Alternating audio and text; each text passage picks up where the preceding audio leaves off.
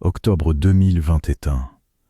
Je travaillais comme nettoyeur indépendant, acceptant surtout des missions de dernière minute via une application pour rembourser mes prêts étudiants.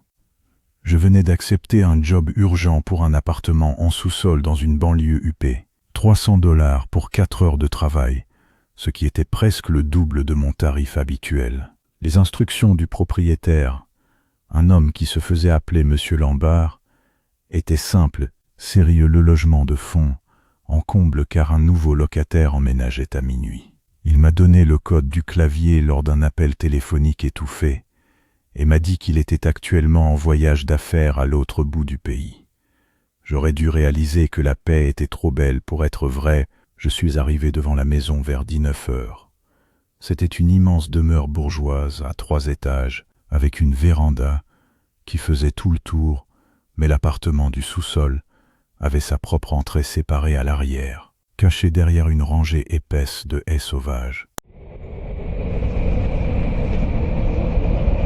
Le soleil se couchait déjà, et le jardin était englouti par de longues ombres dentelées. J'ai tapé le code sur la serrure électronique.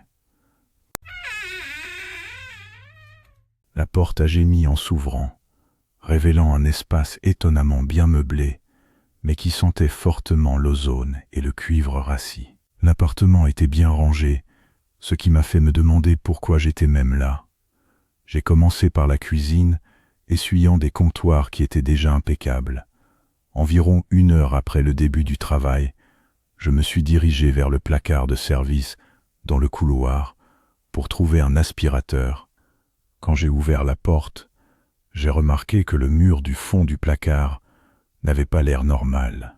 Le lambris en bois était légèrement mal aligné, et il y avait un léger courant d'air qui venait de derrière. Curieux, j'ai poussé contre le panneau, et il a cédé avec un clic métallique lourd. Derrière le mur du placard se trouvait un vide sanitaire étroit et aménagé qui parcourait toute la longueur du sous-sol. Ce n'était pas seulement une zone de stockage. Quelqu'un vivait là-dedans.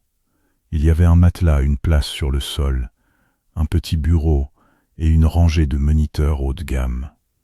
Mon cœur a lâché quand j'ai vu ce qui était sur les écrans. C'étaient des flux en direct caméra cachés, à l'intérieur de la maison principale, à l'étage. Je pouvais voir un couple de personnes âgées assis dans leur salon, ignorant totalement que quelqu'un les observait depuis le dessous de leur plancher.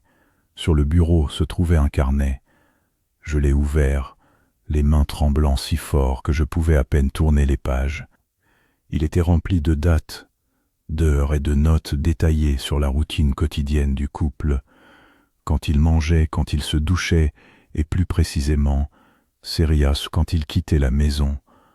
J'ai réalisé alors que M. Lambert n'était pas le propriétaire. C'était la personne qui vivait dans ce mur, et il m'avait engagé pour nettoyer l'appartement, non pas pour un nouveau locataire, mais pour effacer toute preuve de sa présence avant que le fils adulte du couple ne vienne leur rendre visite le lendemain. J'ai attrapé mon téléphone pour appeler la police, mais l'écran était noir. Je savais que j'avais une charge complète quand je suis entré. Puis j'ai vu un petit appareil branché au mur près du bureau, un brouilleur de signal. Soudain, j'ai entendu un bruit qui m'a glacé le sang. Des pas lourds et rythmés marchaient sur le chemin de gravier devant l'entrée du sous-sol. Quelqu'un arrivait. Je n'avais pas le temps de sortir par la porte d'entrée.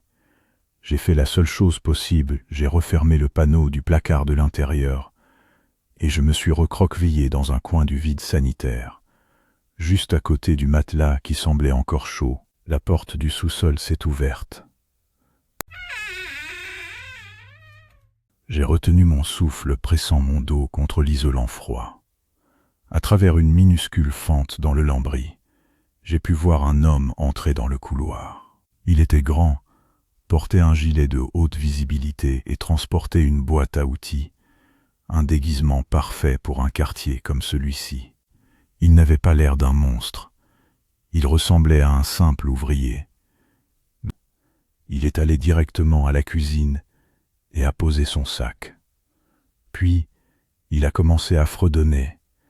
C'était un son bas et sans mélodie qui vibrait à travers les planches du sol. Je l'ai observé à travers les moniteurs, alors qu'il levait les yeux vers l'écran, montrant le couple de personnes âgées. Disguste, il a tendu la main et a caressé le moniteur, là où se trouvait le visage de la femme. Bientôt le moment, a-t-il murmuré. Je savais que je devais sortir. S'il ouvrait ce placard pour ranger ses outils, j'étais mort. J'ai regardé autour du vide sanitaire et j'ai vu une petite grille de ventilation près du plafond à l'autre bout. Elle menait au haie du jardin. J'ai commencé à ramper, bougeant aussi lentement qu'il est humainement possible, pour éviter de faire grincer le plancher. Chaque fois que l'homme bougeait dans la cuisine, je bougeais. Chaque fois qu'il faisait s'entrechoquer un plat, je gagnais 30 centimètres de plus. J'ai atteint la grille et j'ai commencé à dévisser les boulons rouillés avec un couteau de poche que je gardais dans mon kit de nettoyage.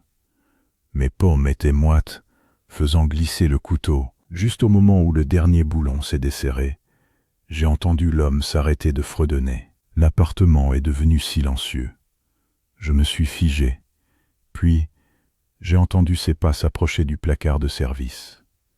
Il marchait lentement, délibérément.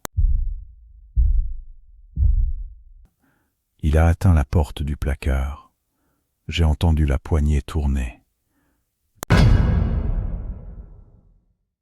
Je n'ai pas attendu.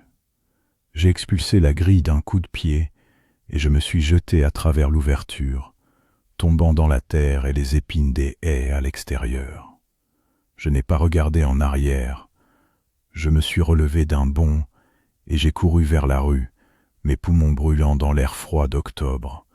Je ne me suis pas arrêté avant d'atteindre une station-service à 3 pâtés de maison de là. J'ai utilisé leur ligne fixe pour appeler la police. Quand les officiers sont arrivés à la demeure 10 minutes plus tard, l'appartement du sous-sol était vide. Le brouilleur de signal avait disparu. Les moniteurs avaient disparu. Même le matelas avait été enlevé. Le couple de personnes âgées à l'étage était horrifié. Ils n'avaient aucune idée que quelqu'un vivait sous leurs pieds. La police a trouvé le vide sanitaire caché. Mais il avait été nettoyé de fond en comble avec de l'eau de Javel de qualité professionnelle. Il n'y avait pas d'ADN, pas d'empreinte digitale, rien d'autre que l'odeur persistante de l'ozone. Le monsieur Lambard, qui m'avait appelé, utilisait un téléphone jetable et un modulateur de voix. Ils ne l'ont jamais retrouvé. J'ai quitté le métier du nettoyage le lendemain. J'ai réalisé que lorsque vous entrez dans la maison de quelqu'un, vous entrez dans son monde privé. Mais parfois, vous entrez dans un monde qui n'appartient pas à la personne sur le bail. Je pense encore à ce vide sanitaire. Je pense à quel point ce matelas était chaud. Et parfois, quand je suis dans mon propre appartement et que j'entends un plancher grincer dans le couloir, je me demande si je suis vraiment seul. Gardez les pieds sur terre et observez ce qui vous entoure. Faites attention aux odeurs, aux courants d'air et aux choses qui semblent juste un peu bizarres. Parce qu'on ne sait jamais qui pourrait vous observer de l'autre côté du mur. On se voit au prochain épisode. N'oubliez pas de vous abonner.